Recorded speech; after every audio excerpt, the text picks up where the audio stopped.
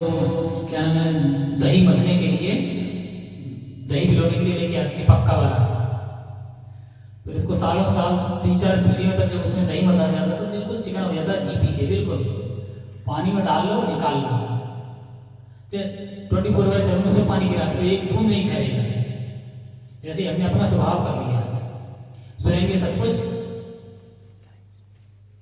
जैसे उस मटके को पानी में डुबो के रखो, वो डूबा रहेगा, बाहर निकालोगे एक बूंद अपने साथ लेके नहीं आएगा। ऐसे ही हम हैं, कथा भगवत डेली सुनेंगे लेकिन वहां से एक अक्षर नहीं सीखना चाहते। तो जब हमारे अंदर परिवर्तन नहीं है तो ऐसी कथा और भागवत सुनने का क्या लाभ?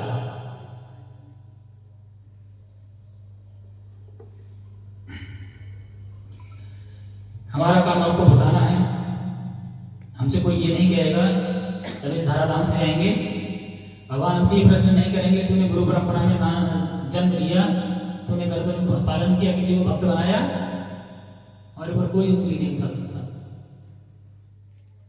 ये लोग फिर भी जाके वहाँ गवाही दे देंगे। झूठी गवाही नहीं चलती है ना, झूठी गवाही नहीं चलती है। भगवान सबके हृदय विराजमान है, कौन क्या कर रहा है सब जानते हैं, हमें किसी की गवाही की आवश्यकता नहीं है।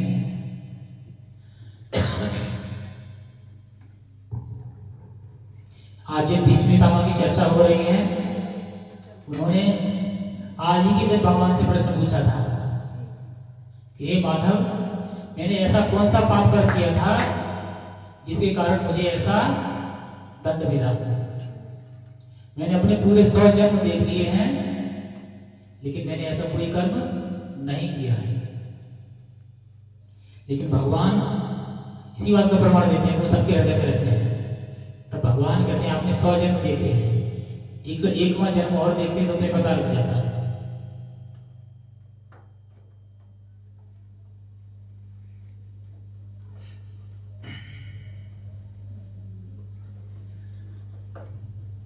तो उसी कर्म के कारण पितामह को इतना दिन बाणों की सैया पे रहना पड़ा। कौन सा कर्म करके बताता हूं। एक जन्म में पितामह राजा थे, क्षत्रिय वंश में जन्म लिए थे। तो क्षत्रियों का कर्म होता है शिकार करना, जंगली जो पशु होते हैं तो हिंसक हो जाते हैं, शहर में निकल जाते हैं, उनसे जनता की रक्षा करना। तो शिकार करने के उद्देश्य से गए थे, रास्ते में उन्हें एक सर्प दिखाई दिया। तो जा रहे थे, उनके हाथ में बाण लिए हुए थे, धनुष बाण धारण करते हैं क्षत्रिय, जो आवश्यक हथियार होते हैं। तो उसी बाण से उन्होंने उसको सर्प को ऐसे उछाल दिया। जब उछाल दिया तो पीछे जाके कटीली झाड़ियां तो उसमें गिरा जाता है। और कटीली झाड़ियों में फंसे फंसे उसने अपने शरीर को त्यागा। जितना कांटे उसको चुभे थे उतना ही कि भीष्म पितामह के शरीर में आर पार हुए थे। और जितना दिन वो तड़प के मरा उतना ही दिन पितामह भीष्म को कष्ट सहना पड़ा।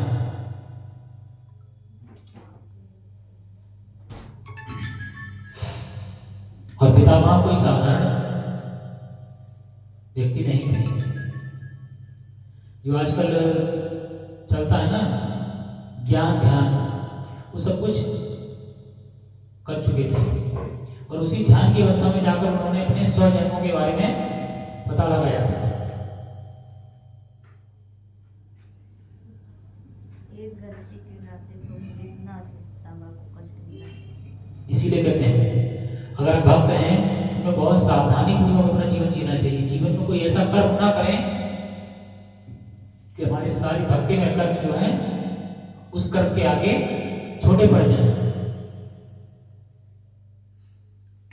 एक भक्त को बहुत ज्यादा सावधान रहने की आवश्यकता रहती है। ऐसे ही पितामह। प्रभु जी माला तो हम करते हैं, लेकिन ये है कि जैसे मंत्र लिए हैं तो उनका माला करते हैं 108। उसके बाद में और भी 2-3 करते हैं, इन लोगों का भी करते हैं, लेकिन नियम नहीं है कि 108 बार करें, थोड़ा बहुत सबका करते हैं और मंत्र लिए उनका करते हैं। भैया आप ये बताइए जब आपको नदी पार करना हो तो कितने नाव में पैर रखते हैं? कितने? कितनी नाव में पैर रखते हैं?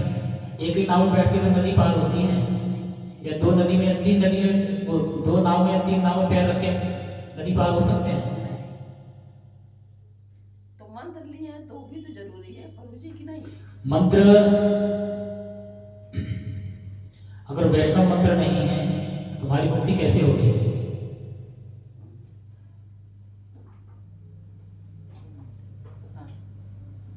मतलब मंत्र भगवान राम का, भगवान कृष्ण का, भगवान विष्णु के अवतारों का ही होना चाहिए। दीक्षा में मिला मंत्र। दुर्गा देवी जो है मोक्ष की प्राप्ति नहीं करा सकती। दुर्गा देवी की अगर पूजा आराधना करते हैं तो भगवान शिव के लोक में निवास करते हैं। शंकर भगवान का करे तो? शंकर भगवान का करेंगे तब भी शंकर भगवान के ही लोक में निवास करना पड़ेगा, उनके गण के रूप में रहना पड़ेगा। जब हमारा जो कर्म है वो समाप्त हो जाएंगे, भगवान भोलेनाथ कहते हैं जब अब तुम्हारा कोई काम नहीं है फिर से आगे पुण्य कर्म लेके आओ, तो फिर हमारे पास रहना।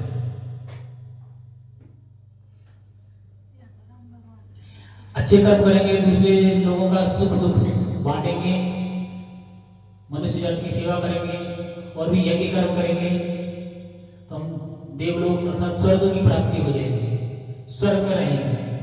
जब तक हमारे पुण्य रहेंगे तब तक स्वर्ग में वास रहेगा, पुण्य समाप्त बाहर। ठीक वैसे ही जैसे हम एक किराए के मकान में रहते हैं, जब तक हम किराया देते हैं तब तक रह सकते हैं, किराया समाप्त, मकान वाले कह देगा जाओ भैया अपना खाली करो।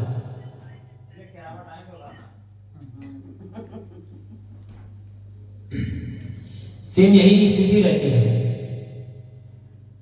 लेकिन जब हम अपने माता पिता के घर में रहते हैं तो जैसे रहें वैसे रह सकते हैं, कोई रोक टोक नहीं, कुछ नहीं,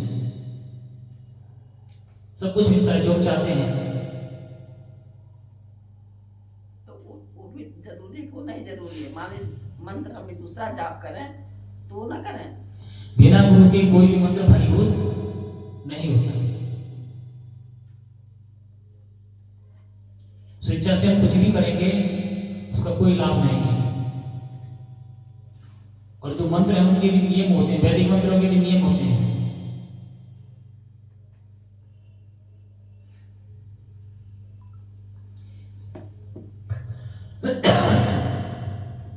किस देवी देवता का मंत्र आप जप करती हैं? शंकर भगवान का।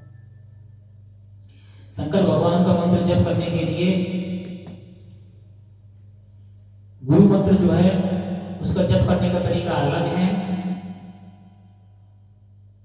और वो भी एक उसमें कैटेगरी है कि ब्राह्मण जप करने का अलग तरीका है, अदर का जप करने का अलग तरीका है।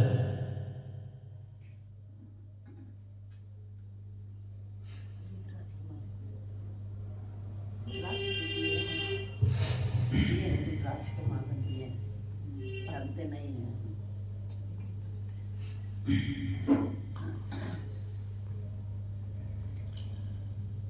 और अगर आप भगवान भोलेनाथ की नाम का जप करती हैं, सेवा करती हैं, तो आपको अंत समय में जाके काशी में निवास करना पड़ेगा। जब आप काशी में शरीर त्यागेंगे तब भगवान आपको तारक मंत्र देंगे, उस मंत्र से आपका उद्धार होगा। तो सोचते हैं कि तू भी करना है कि छोड़ दे, तभी नहीं ठीक लगता है। छोड़ने के लिए कौन कह रहा है? आपका मन कह रहा है करिए। हम मंत्र लिए हैं इसे ना छोड़े। अब कुछ भी होता है परेशानी तो गुरुजी कहते हैं कि आप एक माला अलग से कर लीजिए, सब कुछ ठीक हो जाएगा। बहुत बहुत परेशानी आई लेकिन टल भी गया आदमी भी। बात कष्ट और परेशानी की नहीं, भौतिक जगत में है तो कष्ट और परेशानी तो सबको होती है। होती है, हाँ। कष्ट मुझे भी है,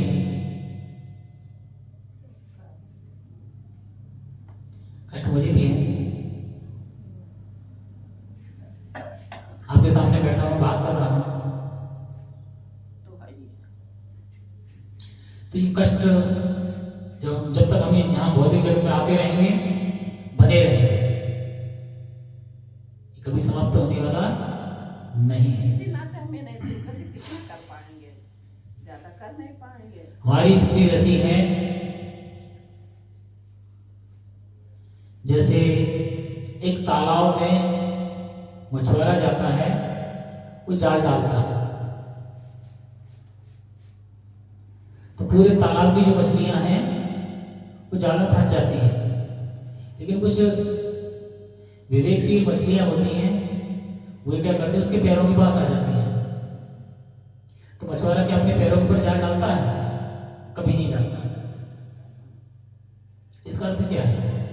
इसका अर्थ है शरणागति। जब शरणागति ग्रहण कर लेते हैं तो हमारे सारे कष्ट, सारी विपत्तियां स्वतः दूर हो जाती हैं।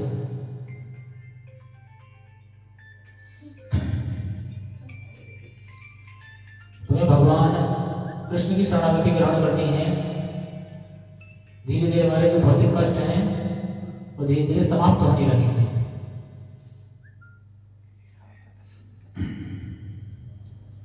और अगर आपको भगवान भोलेनाथ की भी कृपा प्राप्त करनी है किसी को भी, तो निरंतर भगवान भोलेनाथ का जप होना चाहिए।